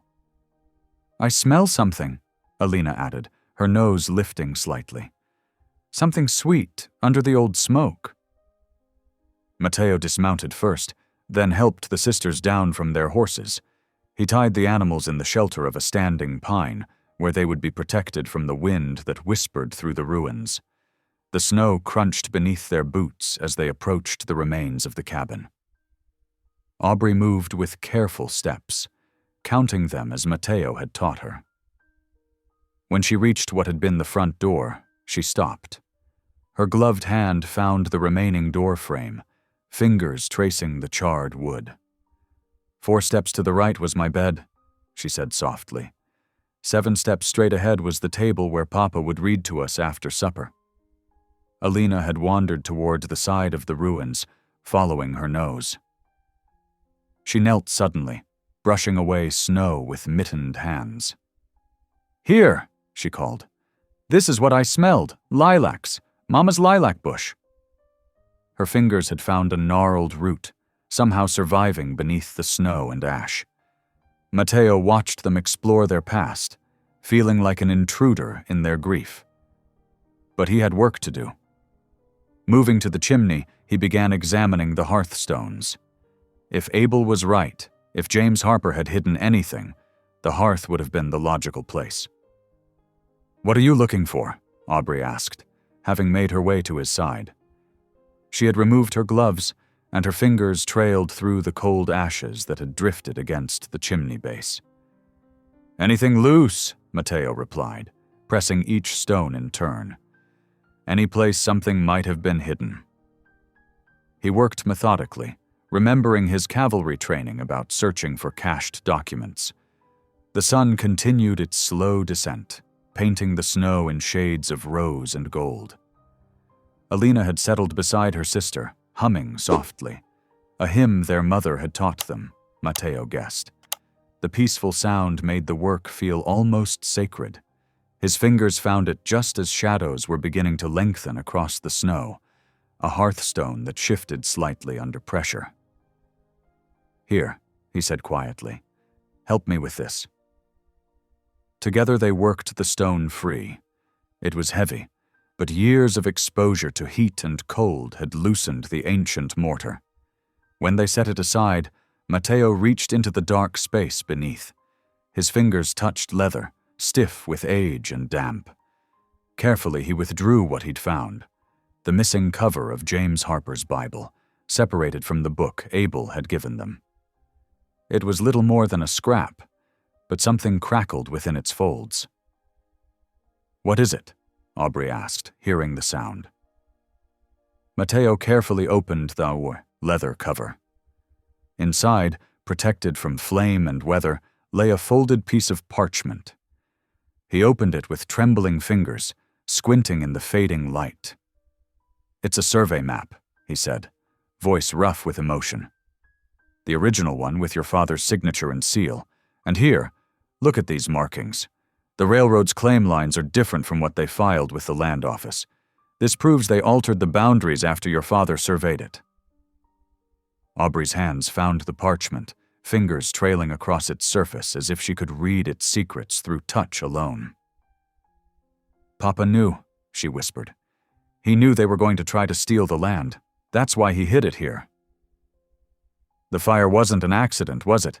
Alina asked, her young voice hard with understanding. Matteo carefully refolded the map and tucked it into his coat's inner pocket. "No," he said. "I reckon it wasn't. But now we have proof of what they did. Proof that can't be burned or buried." The sound of a branch snapping in the forest brought them all to attention. Matteo's hand went to his rifle, but it was only a deer moving through the shadows toward evening grazing. Still, the sound reminded them of their vulnerable position. "We should make camp," he said, "but not here. There's a sheltered hollow about a quarter-mile back. We passed it on the way in." Aubrey nodded, rising gracefully despite the cold that must have settled into her knees. "We found what we came for," she said. "There's nothing else here but memories now." They made their way back to the horses, Matteo leading them carefully through the deepening twilight. Alina carried a sprig from the lilac root, wrapped carefully in her handkerchief. "For remembrance," she said when Matteo asked. The hollow proved to be good camping ground, sheltered from the wind by a natural formation of rocks. Matteo soon had a small fire going, its flames carefully screened to prevent the light from being visible from too far away. They ate a simple supper of jerky and the last of Abel's bread, washing it down with hot coffee. As the stars began to appear in the clear winter sky, Aubrey spoke softly into the darkness. "I remember the night of the fire," she said. "I remember Papa coming into our room telling us to run. He said he had to get something important from behind the hearth. I heard him calling that he'd be right behind us." Her voice trailed off. Matteo added another small stick to the fire. "He died protecting the truth," he said gently, making sure there'd be evidence of what really happened. "But what do we do with it now?" Alina asked, huddled close to her sister for warmth. "The railroad men, they're still powerful. They'll try to stop us from telling anyone." "First light, we ride for Fort Steele," Matteo said firmly. "There's a circuit judge there who's honest, Judge McKinnon. I knew him during the war. He'll listen, and he'll act on proof like this." Aubrey reached out, finding Matteo's hand, in the darkness. "Thank you," she said simply, "for believing in us, for helping us find the truth." He squeezed her fingers gently, marveling at how much trust she placed in him. "Get some sleep," he said. "I'll take first watch. We've got a long ride ahead tomorrow." The sisters settled into their blankets while Matteo moved to sit with his back against one of the rocks, rifle across his knees. The map in his pocket seemed to carry physical weight, like the truth it contained was something solid and real. Above them, the stars wheeled in their ancient patterns, unchanged by human schemes and sorrows. The fire burned low, and somewhere in the distance, a wolf called to its mate. Matteo touched the map through his coat, feeling its presence like a promise. They had found what they came for. Now they just had to live long enough to use it. The night settled deeper around them, bringing with it a profound silence broken only by the occasional pop of the fire and the sisters' steady breathing. Matteo kept his vigil, watching the shadows, guarding both the precious document and the even more precious lives that had been entrusted to his care. The truth had survived fire once. He intended to make sure it survived whatever came next. The pre-dawn darkness wrapped around the hollow like a shroud. Matteo had taken the last watch, letting the sisters sleep as long as possible before their ride to Fort Steele. The dying embers of their fire cast just enough light to see his breath hanging in the frigid air. His ears caught it first, the soft crunch of hooves on snow, still distant but drawing closer. Matteo's hand tightened on his rifle as he rose silently, counting the sounds. At least 5 horses, maybe more, moving with purpose through the darkness. "Aubrey," he whispered, touching her shoulder. "Alina, wake up but stay quiet." The sisters stirred, instantly alert to the tension in his voice. Aubrey reached for her sister's hand, both of them sitting up carefully in their blankets. "Riders coming," Matteo explained in a low voice. "Too many, moving too quiet to be friendly." He helped them to their feet, already scanning the terrain. The hollow offered some protection, but they needed better cover. His eyes found what he was looking for, a root cellar door, half buried in snow near the base of the largest rock. It was the kind of shelter settlers often dug to store vegetables through the winter, abandoned now but still solid. "This way," he murmured, leading them carefully across the frozen ground. The cellar door creaked as he pulled it open, revealing stone steps descending into darkness. Alina hesitated at the threshold. "What about you?" "I'll lead them away if I can," Matteo said, helping them down the steps. "Whatever happens, whatever you hear, stay hidden until you're sure it's safe. The map's in my coat." "Keep it," Aubrey interrupted, her fingers finding his face in the darkness. "You'll need proof when you reach the judge." Before he could argue, the sound of approaching horses grew louder. Matteo closed the cellar door as gently as possible, using his boot to sweep snow over the tracks leading to it. Then he moved back toward the dying fire, making it look like he was alone. The riders emerged from the shadows like ghosts, 6 men on dark horses, led by a figure Matteo recognized instantly. Victor Hale sat his mount like a man used to power, his expensive coat and polished boots marking him as someone who gave orders rather than took them. "Well, well," Hale drawled, reining his horse to a stop. "If it isn't the hermit trapper, far from his usual haunts." His eyes scanned the camp, searching. "And apparently alone. Where are the Harper girls, Boone?" Matteo kept his rifle lowered but ready. "Don't know what you're talking about, Hale. I'm just passing through." "Don't play stupid," Hale snapped. "We know you took them from Rollins. We know you've been asking questions about James Harper's land surveys." His voice hardened. "Questions that don't concern you."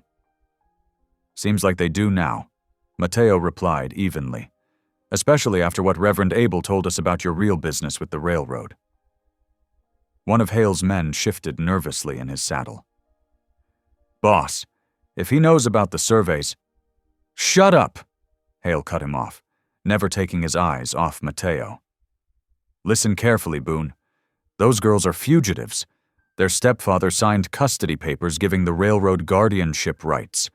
You're harboring runaways and interfering with legitimate business interests." Matteo felt cold anger rising in his chest. Legitimate? Like burning down their home was legitimate? Like forcing Abel to sign false documents? Accusations without proof. Hale said smoothly. "But since you mentioned proof..." His hand moved to his coat pocket. "My men found something interesting in the ashes of the Harper place. Looks like someone's been digging where they shouldn't." Mateo's finger moved closer to his rifle's trigger. The sky was beginning to lighten, dawn approaching with cruel indifference to the drama unfolding below. "Last chance, Boone," Hale said. "Tell us where the girls are, hand over whatever you found, and maybe we can avoid unpleasantness." "Nothing to hand over," Mateo replied, "and nobody to give up." Hale sighed theatrically. "Have it your way." He nodded to his men, who began spreading out in a half circle.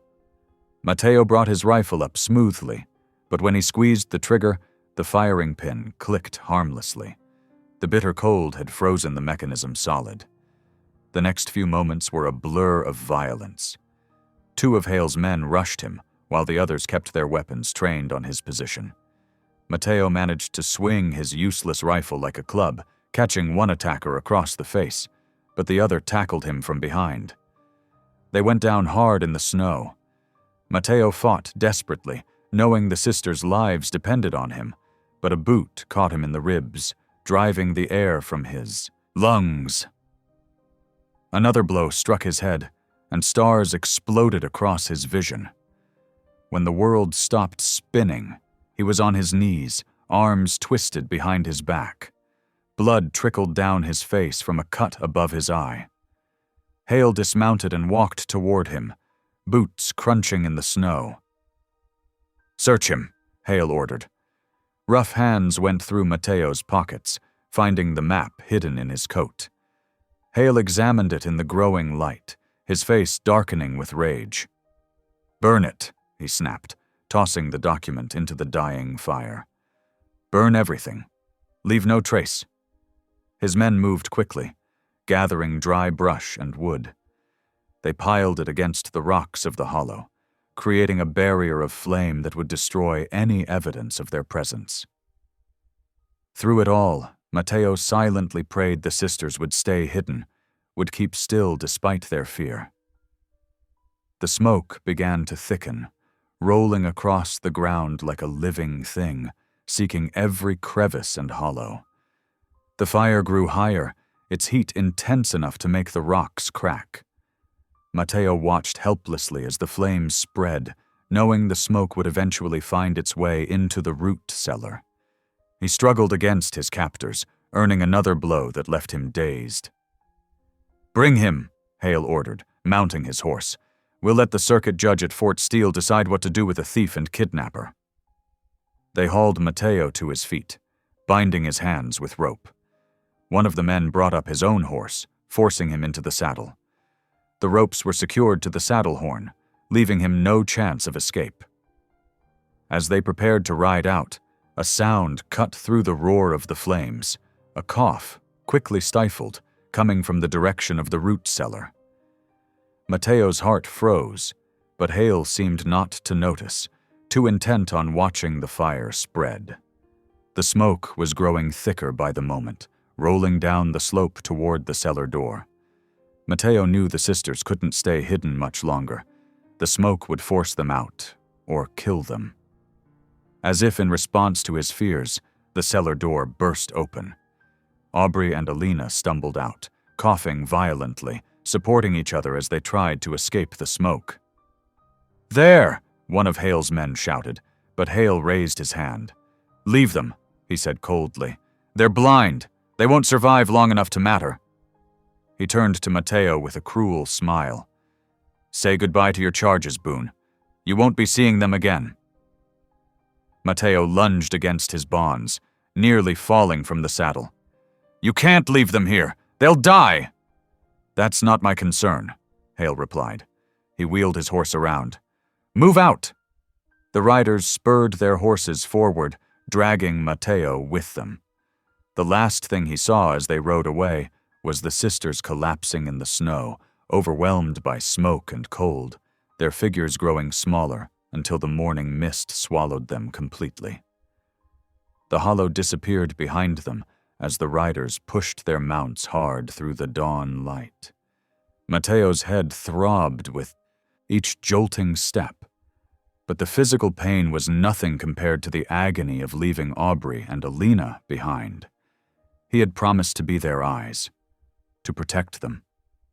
Now they were alone in the wilderness, with fire at their backs and winter all around. The thought of their trust in him, their courage in the face of darkness, threatened to break him completely. The riders maintained a punishing pace, eating up the miles between the hollow and Fort Steele.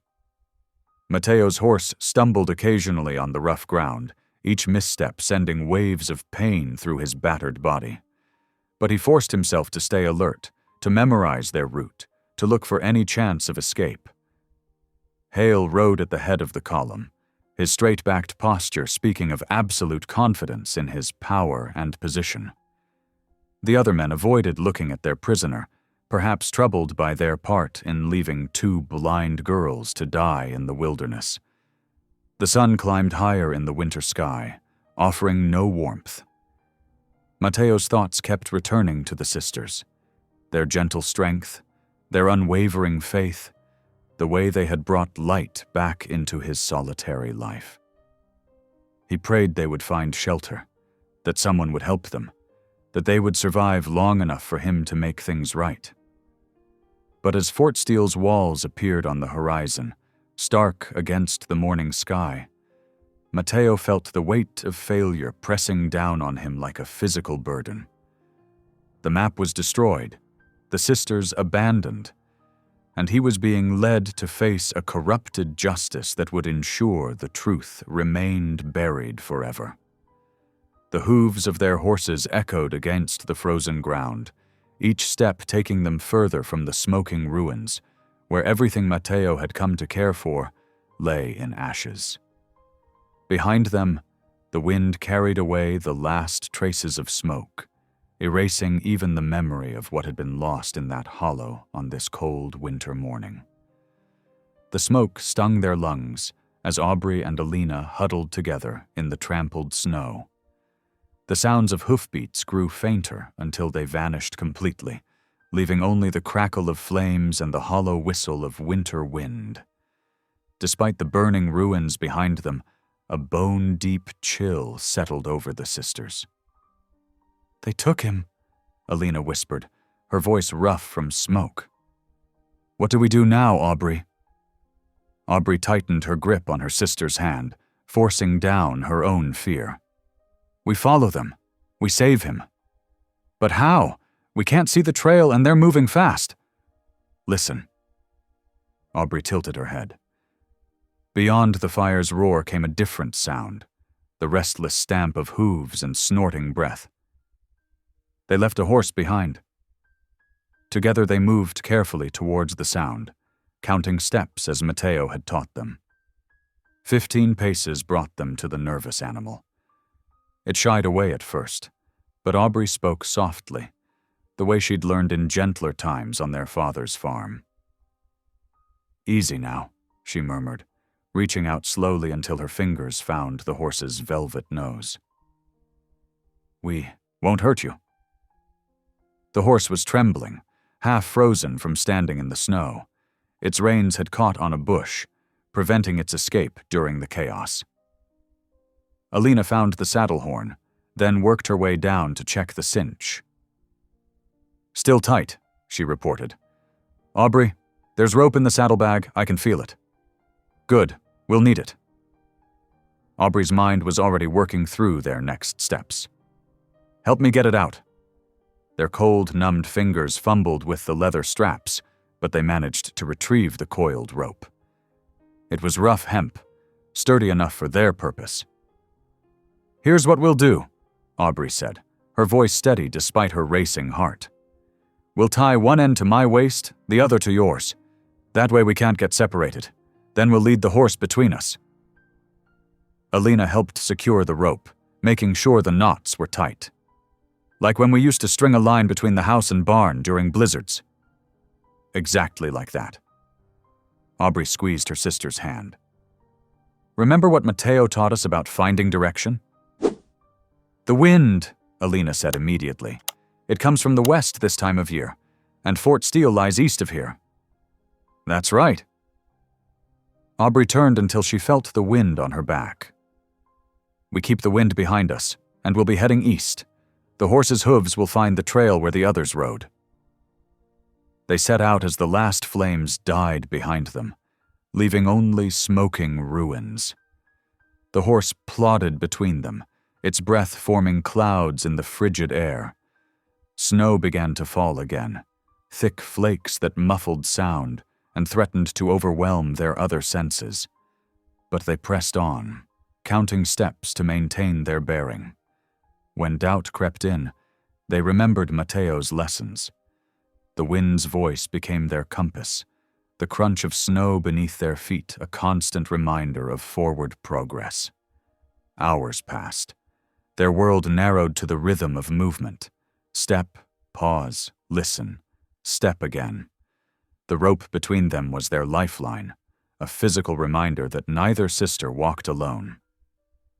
"The snow's getting deeper," Alina called out after what felt like miles, "and I can hear pine branches overhead."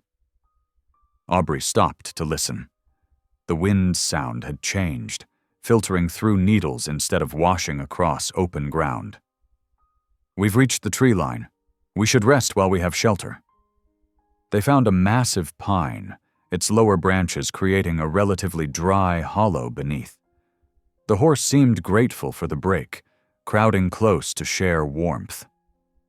Alina dug through the saddlebag again, coming up with a packet wrapped in oilcloth. "Biscuits," she said, breaking one in half.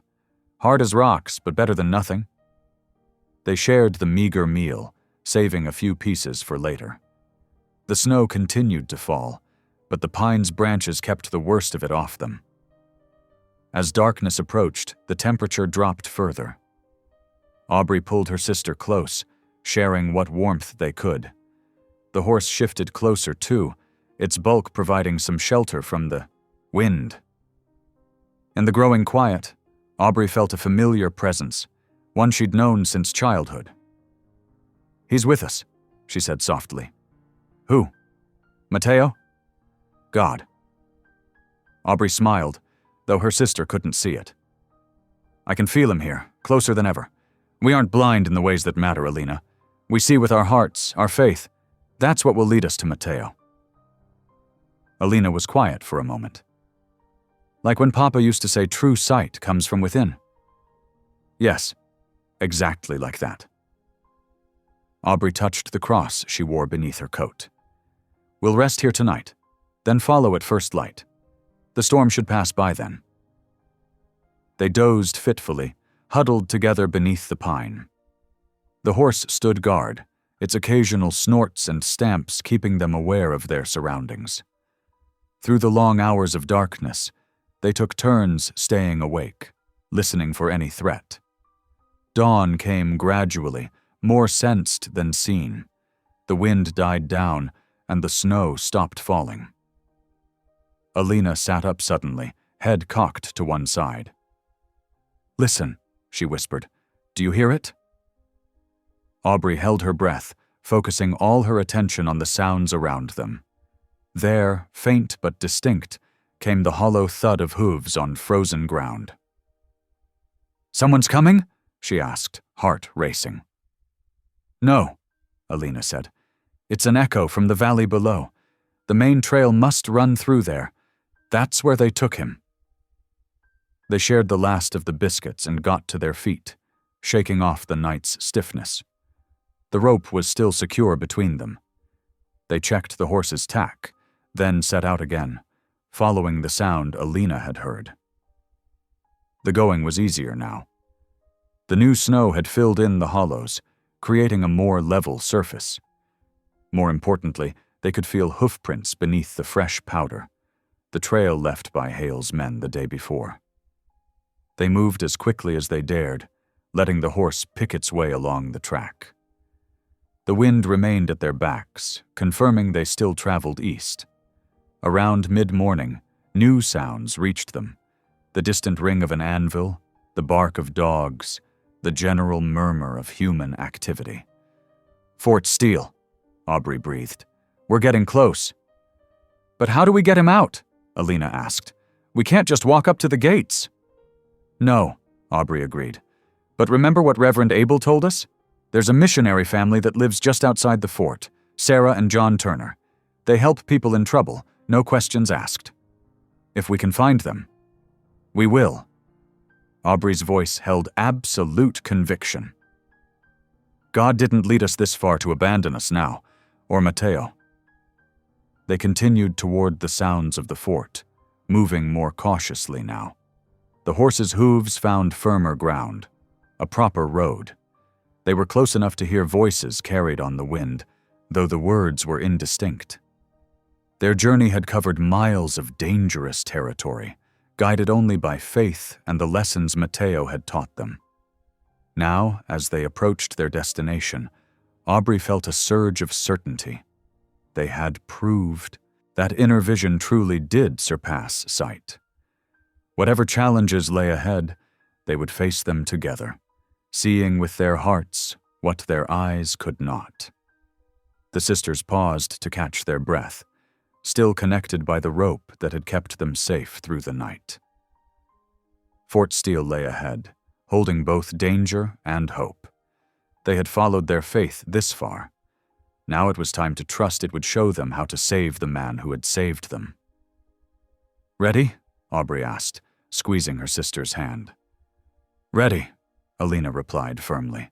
Let's bring him home. The sound of their footsteps resumed, carrying them forward into whatever God's plan held next. They had survived the journey through the storm. Now came the real test of their courage and faith.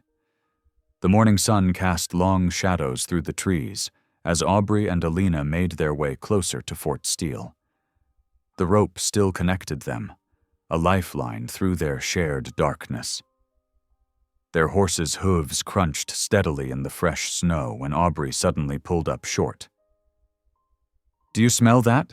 She asked, her voice tight with concern.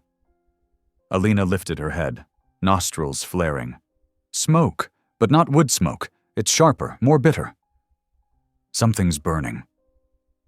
Aubrey's heart began to race. And it's coming from the direction of the mission. They quickened their pace, the horse stumbling slightly on the uneven ground. As they drew nearer, the acrid scent grew stronger. The sisters could hear the hungry roar of flames and the crack of timbers giving way. Dear Lord, Alina whispered, the whole mission must be on fire. Through the morning air came a weak cry, barely audible above the fire's growl. Aubrey jerked her head toward the sound. Someone's there, this way. They followed the voice, moving carefully through the deepening snow. The heat of the flames pressed against their faces, even at a distance. Their horse whinnied nervously, pulling at its lead rope. Help, the voice was clearer now. Please, Reverend Abel, Aubrey called out. Is that you? Here, came the faint reply. By the old oak. They found him collapsed in the snow beneath a massive tree, 30 paces from the burning building. His breathing was labored, and when Aubrey knelt beside him, she felt wetness on his shirt that wasn't melted snow. They came at dawn, Abel gasped. Hale and his men said they were cleaning house, burning evidence. He coughed weakly. I tried to stop them. Alina found his hand and clasped it. We'll get help. The fort isn't far. No time. Abel's voice was growing fainter. Listen carefully. The map you found, it needs to reach Judge Marcus Blackwood in Rawlins. He's an honest man. He'll know what to do. Aubrey felt tears freezing on her cheeks. We'll get it to him. We promise. The Bible, too, Abel insisted. Everything that proves what they did. The judge will understand. His grip on Alina's hand tightened. God forgive me for my weakness before, but he led you here to make things right. You're forgiven, Aubrey assured him, her voice thick with emotion. You helped us find the truth. That's what matters. Abel's breathing grew more labored. Psalm 27, he whispered. "The Lord is my light and my salvation. Whom shall I fear?" The sisters joined in, their voices carrying the familiar words through the cold morning air. "The Lord is the strength of my life. Of whom shall I be afraid?" As they reached the end of the verse, Abel's hand went slack in Alina's grip. His last breath came out as a peaceful sigh, carrying with it a lifetime of burden finally laid down. For a long moment, the only sounds were the crackling of the distant flames and the sisters' quiet weeping. Then Aubrey straightened her shoulders. "We need to bury him," she said firmly. "We can't leave him here in the snow." They found the mission's tool shed still standing, far enough from the main building to have escaped the flames. Inside, their searching hands located 2 shovels. The frozen ground was hard, but they worked steadily, taking turns breaking through the frost-hardened earth. As they dug, they sang hymns, all the ones they remembered from childhood services. "Amazing Grace, Rock of Ages, be thou my vision." The familiar melodies gave strength to their tired arms and comfort to their grieving hearts. When the grave was deep enough, they carefully wrapped Abel's body in his own coat. Aubrey found smooth stones to mark the head and foot of the grave. Alina gathered pine branches to lay across the mound of earth. Standing beside the fresh grave, they sang one final hymn, "Abide with me." Their voices rose clear and strong in the winter air. "Abide with me, fast falls the eventide, the darkness deepens. Lord, with me abide when other helpers fail and comforts flee, help of the helpless. Oh, abide with me." The last note faded into the morning stillness. Aubrey reached for her sister's hand. "We should rest a little," she said. "There's a hollow behind the tool shed where the wind can't reach. We need to gather our strength before we go on."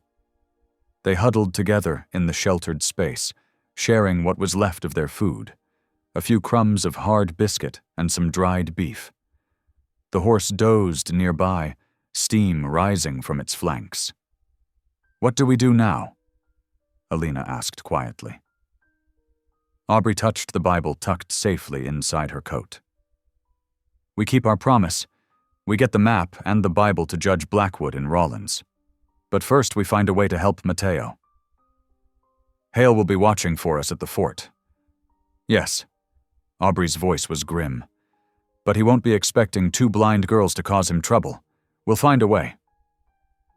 They rested for another hour, until the sun had climbed higher, and some feeling returned to their cold, numbed limbs. The mission building had burned down to smoldering ruins. The acrid smell of smoke still hung in the air, but the fierce heat had faded. Standing up, they brushed the snow from their clothes and checked the rope that still bound them together. Aubrey adjusted the Bible more securely inside her coat. They had no way to see the sun, but they could feel its weak warmth on their faces as they oriented themselves toward Fort Steele. "Ready?"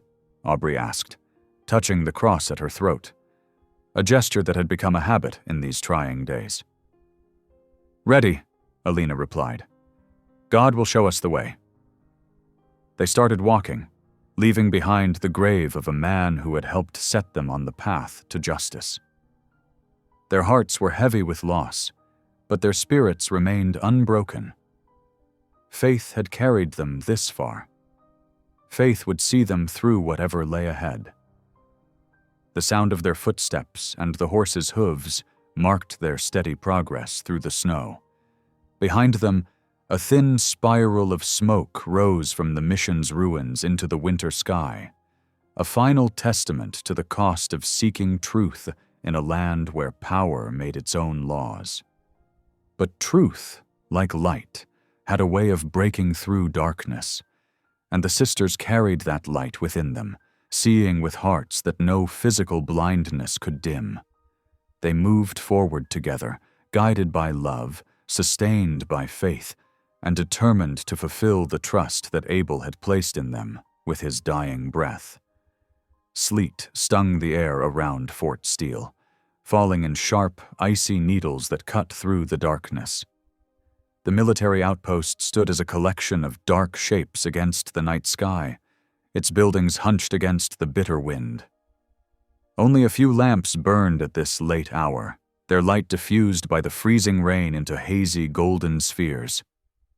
Aubrey and Alina crouched behind a stack of supply crates, their clothes damp from the sleet. The sisters had left their horse tethered in a grove of cottonwoods beyond the fort's perimeter. Hours of careful listening had helped them map the layout of the fort in their minds, the crunch of guard patrols on gravel, the squeak of hinges, the slam of doors against the wind. "The freight shed," Aubrey whispered, barely audible above the weather. "It's the only building with 2 guards posted outside. I can hear them stamping their feet to keep warm." Alina squeezed her sister's hand. "How can you be sure Mateo's in there?" Aubrey lifted her head slightly, testing the air. "I smell his pipe tobacco, that special blend of cherry and oak he always carries. And underneath that—" She paused, her face tightening. "The metallic scent of blood." The wind shifted, bringing fragments of conversation from the guards. "Ain't right," one man grumbled.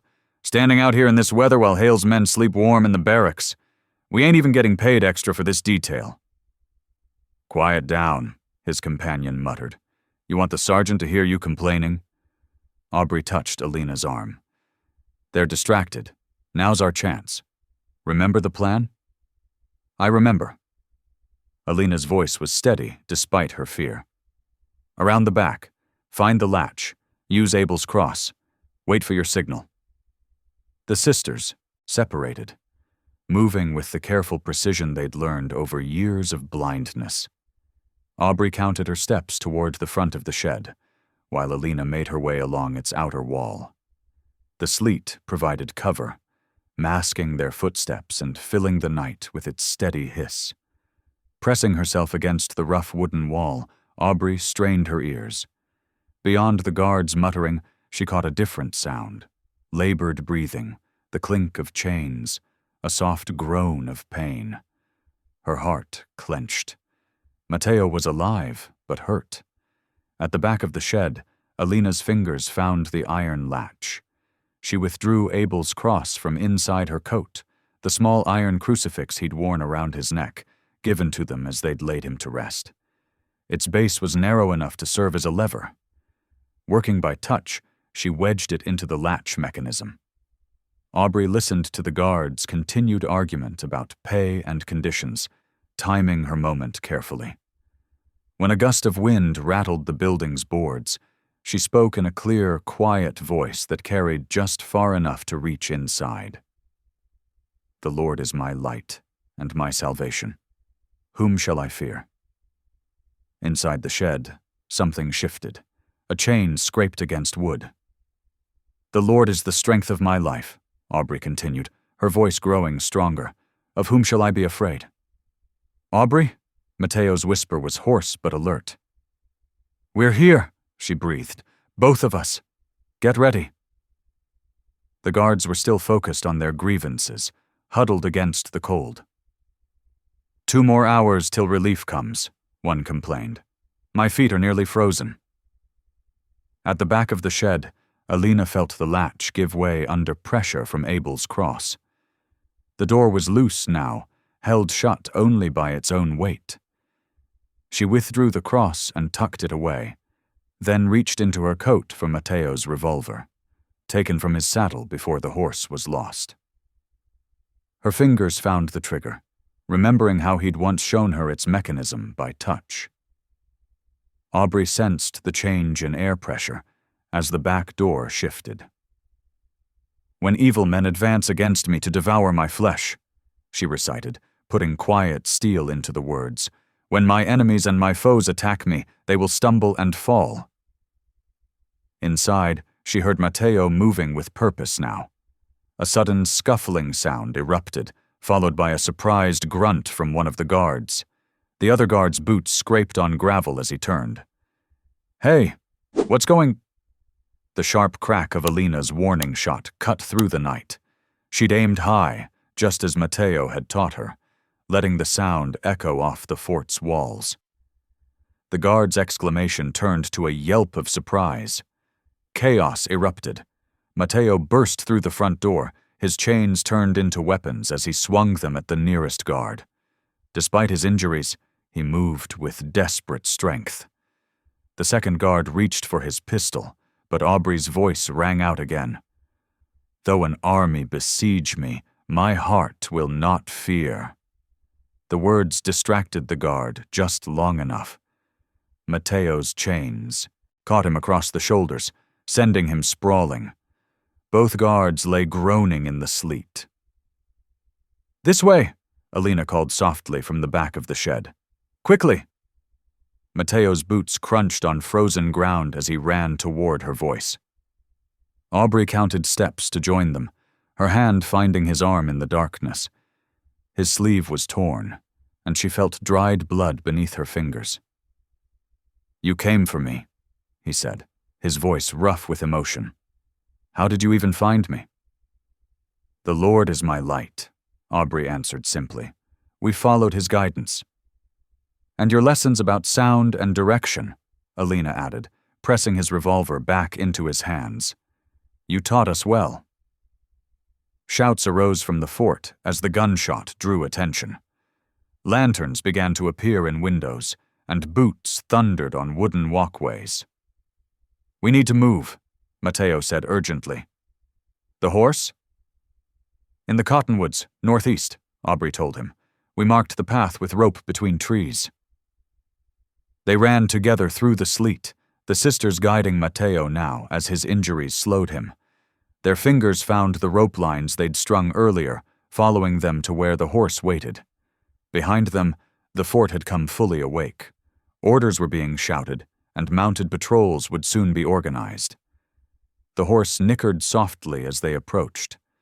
Matteo's chains clinked as he pulled himself into the saddle, then helped the sisters mount behind him. They'd barely settled when a shout rang out. "There, by the trees!" "Hold tight," Matteo ordered, gathering the reins. The horse surged forward, carrying them away from Fort Steele and into the storm-lashed night. Hoofbeats pounded the frozen ground as their pursuers gave chase.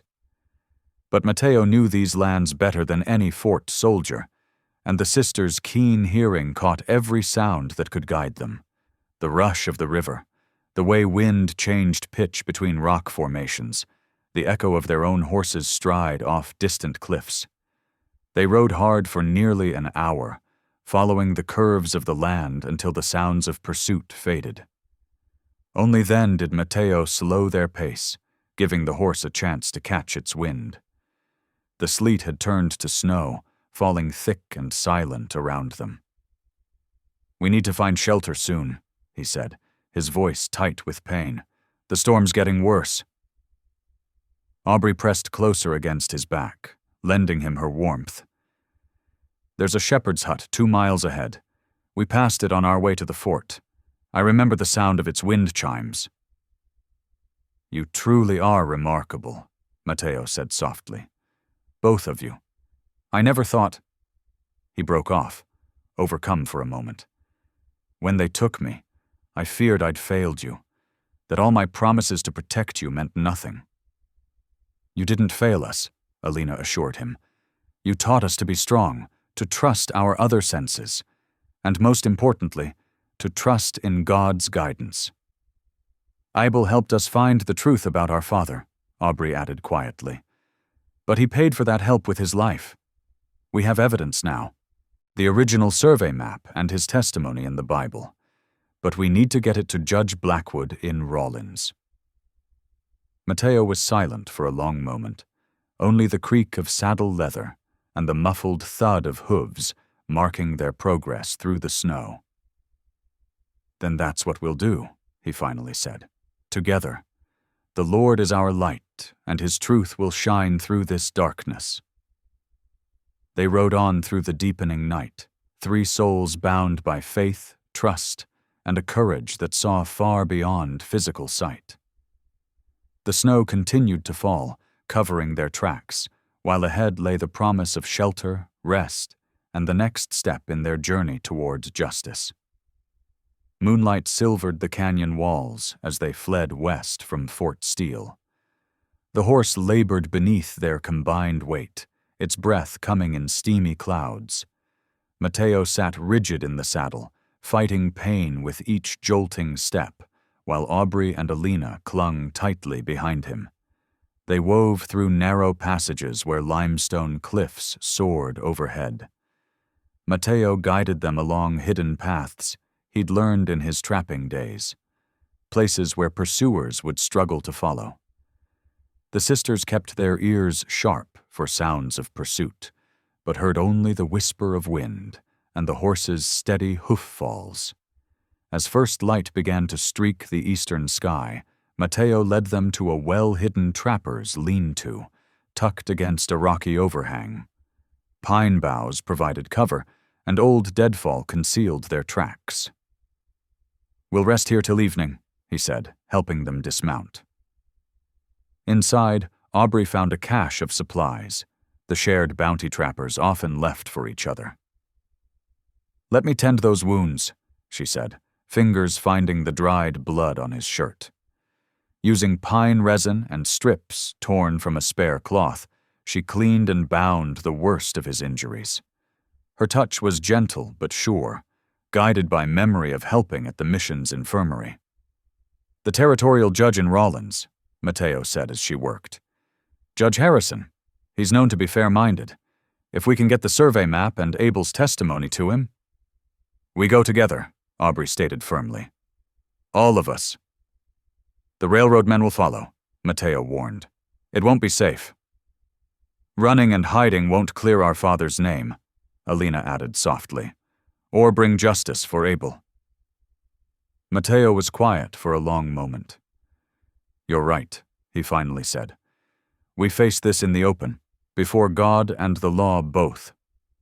He touched the Bible where it lay protected in his coat. "We have truth on our side." They rested through the day, sharing dried meat and water from Mateo's canteen. As evening approached, they prepared to ride again, knowing that justice and danger waited on the trail ahead. The winter wind howled as Mateo urged their exhausted horse toward the creek. Behind them, hoofbeats thundered, Victor Hale's posse closing fast. Ice stretched across the water like broken glass, treacherous in the fading light. "Hold tight," Mateo called. The horse stepped onto the ice, its hooves sliding. Halfway across, it stumbled, nearly falling. The sisters clung to the saddle as the horse regained its footing. "We have to cross on foot," Mateo decided. He helped Aubrey down first, guiding her steps. "Follow the sound of my voice." She made it safely, feeling her way with careful steps. Returning for Alina, Mateo lifted her into his arms. "Keep your head down," he whispered. Gunfire cracked through the winter air. Bullets splintered ice nearby as Mateo carried her across. From the safety of the far bank, Mateo returned fire with his rifle, making each shot count. The posse drew back, unwilling to risk the crossing in darkness. But Mateo knew they wouldn't give up. They pressed on through deepening night, the sisters holding to each other while Mateo led the horse. After what felt like hours, they stumbled upon an abandoned telegraph station, its windows dark and shuttered. Inside, Aubrey's fingers found the telegraph key. "It still has power," she said, wonder in her voice. Years of listening to messages at the mission had taught her Morse code. Her hands moved surely over the key, tapping out. "Harper proof secured. Rawlins." The machine clicked and sparked, sending their cry for help racing along the wire. Mateo watched in amazement. He'd been trying to protect them, but here they were, saving themselves, and him. "You're something else, you two," he said softly. "The mission taught us more than hymns," Alina said with a quiet laugh. Aubrey smiled as she sent the message again. "God gives different kinds of sight to different folks." she said. "We just have to trust what he's given us." The Rollins courthouse buzzed with tension as Mateo led Aubrey and Alina through the crowded aisle. 2 cavalry soldiers flanked them protectively, boots echoing on worn floorboards. Judge Marston, silver-haired and stern-faced, watched from behind his oak bench. Victor Hale stood at the prosecutor's table, pointing an accusing finger. "These people are forgers and thieves, Your Honor. They stole railroad documents and assaulted my men." "If I may, Your Honor," Mateo said quietly. He reached into his coat and withdrew the leather-bound Bible. The crowd leaned forward as he carefully removed the folded survey map from inside its weathered cover. Judge Marston adjusted his spectacles, comparing the document to official records. "These signatures," he murmured, "they match the territorial registry perfectly." A tall figure in buckskin rose from the gallery, Elder Tony of the Ute people. The judge had summoned him by telegram to verify the boundary claims. The elder's voice carried authority as he traced the original survey line with one finger. "These markers follow the ancient trail," he said. "The false papers moved them 2 miles south, stealing both settler and tribal lands." Hale's face turned ashen. "Your Honor, I protest—" "Silence." Judge Marston's gavel cracked like thunder. "This map proves systematic fraud by the railroad company. Sheriff, take Mr. Hale into custody." As iron handcuffs clicked shut, someone in the crowd began to weep. Others joined, remembering their own lost lands. These were the same townspeople who had once mocked the blind sisters at auction. Aubrey squeezed Alina's hand as Judge Marston spoke the words they'd prayed to hear. "The Harper claim is valid. All stolen properties will be restored." Mateo watched the sisters embrace, their faces radiant with joy and vindication. Through faith, courage, and the grace of God, truth had finally prevailed. Spring flowers dotted the foothills when Sheriff Doran offered Mateo the deputy's badge. The tin star caught sunlight as Mateo turned it over in his scarred hands. "Much obliged," he said quietly. "But my place is with the mission now." The new chapel rose near the ashes of the old, its fresh-cut timbers fragrant in the morning air. Townspeople who'd once turned away now shouldered beams and raised walls together. Even the cavalry soldiers lent their strength, working alongside Ute builders to create something beautiful from the ruins. Behind the chapel, a larger structure took shape, the school for blind and orphaned children. Aubrey sat on the porch, surrounded by young students running their fingers over her ingenious teaching tools. She'd strung patterns of knots and beads to help them read, their small hands learning the shapes of letters through touch. "Like this," she'd say gently, guiding their fingers. "Feel how the dots make words?" In the gardens, Alina moved confidently between herb beds and vegetable rows. She'd learned every path by heart, teaching other children to identify plants by scent and texture. The sound of their laughter drifted through open windows. Each evening, Mateo lit the lamps and led prayers in the common room.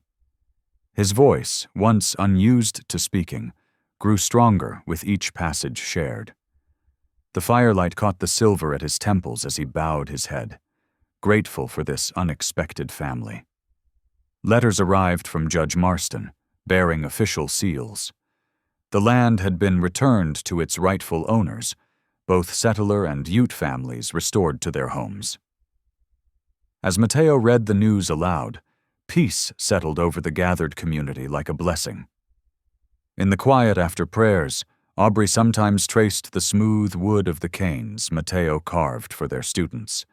Each one was different, shaped with care to guide its owner safely home. Like the mission itself, they were symbols of sight restored through faith and love. The valley stirred to life as winter's grip loosened its hold. Morning sunlight painted the snow-capped peaks in shades of rose and gold, while patches of bare earth emerged like islands in the melting drifts. Spring announced itself in the drip of icicles and the return of bird song to the warming air. Matteo worked steadily at mending the cabin's fence, weathered boards creaking as he fitted them into place. The rhythmic sound of his hammer echoed across the yard, keeping time with the meadowlarks that had returned to nest in the tall grass. Their clear, sweet calls brought a smile to Aubrey's face as she sat on the porch, her hands folded in her lap. "The birds sound happy today," she observed, turning her face toward the warmth of the sun. "Reckon they're glad winter's finally letting go," Matteo replied, pausing to wipe his brow. "Ground's starting to thaw proper now." From inside the cabin, the rich aroma of beef stew wafted through the open door. Alina stood at the iron stove, stirring the pot and humming "Amazing Grace" under her breath. The melody drifted out to join the meadowlark's song, creating a gentle harmony that seemed to embrace them all. "Smells mighty fine," Matteo called through the doorway. "Ma's recipe," Alina answered proudly, "though I added extra carrots since you like them so." The day passed in peaceful industry, the kind that comes with knowing one's place in the world. As evening approached, the setting sun painted the sky in brilliant streaks of orange and purple. The last patches of snow glowed pink in the fading light, like nature's own stained glass. Aubrey rose from her chair and made her way carefully to where Matteo stood, studying his day's work. Without hesitation, she reached up to touch his face, her fingers gentle as they traced the familiar lines and scars she'd come to know so well. "I can't see you," she whispered, her voice full of emotion. "But I know you're light." Matteo caught her hand in his, pressing it closer to his weathered cheek. His heart swelled with a feeling he'd thought long lost in the bitter years of solitude. "Then I reckon the Lord's done what I couldn't," he replied softly, his voice rough with feeling. As if in answer to his words, church bells began to ring from the mission chapel, their clear tones carrying across the valley. The sound spoke of community restored, of healing found in unexpected places, of grace that surpassed human understanding. They stood together in the gathering dusk, hands clasped, while the last remnants of snow released their hold on the earth. Around them, the evening air filled with the scent of pine and new grass, promising renewal. Faith, like the returning spring, had melted the frozen places in their hearts, bringing light more true than earthly vision could capture. Alina's voice floated out from the cabin, still singing her hymn of grace, while the church bells continued their evening song. In that moment, the three of them, brought together by providence and bound now by love, stood as living testimony to the power of seeing with the heart rather than the eyes. The light of their faith, tested by trial and strengthened by trust, shone brighter than any sunset could paint across the mountain sky. It illuminated a path forward that none of them could have imagined on that snowy night when mercy first led them to each other's door. Thank you for listening. Stories connect us in the most unexpected ways. If you felt that spark today, make sure you're subscribed. I share a new one daily, and the next might change your day.